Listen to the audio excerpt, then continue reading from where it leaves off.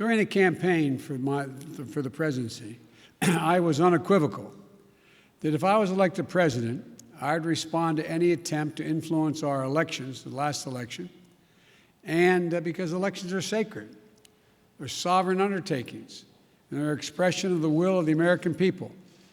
And we cannot allow a foreign power to interfere in our democratic process with impunity.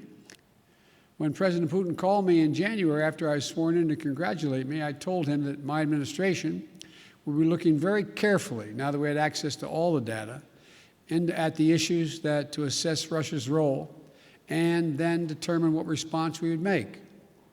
When we spoke again this week, I told him that we would shortly be responding in a measured and a proportionate way because we had concluded that they had interfered in the election and solar winds was totally inappropriate.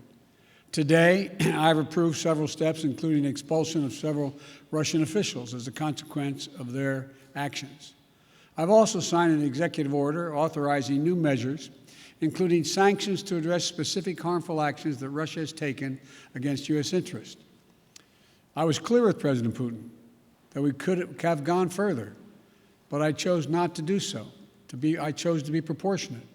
The United States is not looking to kick off a cycle of escalation and conflict with Russia. We want a stable, predictable relationship. If Russia continues to interfere with our democracy, I'm prepared to take further actions to respond.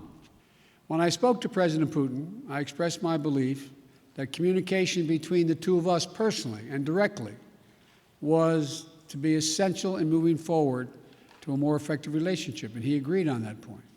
To that end, I propose that we meet in person this summer in Europe for a summit to address a range of issues facing both of our countries. Our teams are discussing that possibility right now. My bottom line is this: where there's an interest in the United States to work with Russia, we should and we will. Where Russia seeks to violate the interests of the United States, we will respond. We'll always stand in defense of our country, our institutions, our people, and our allies.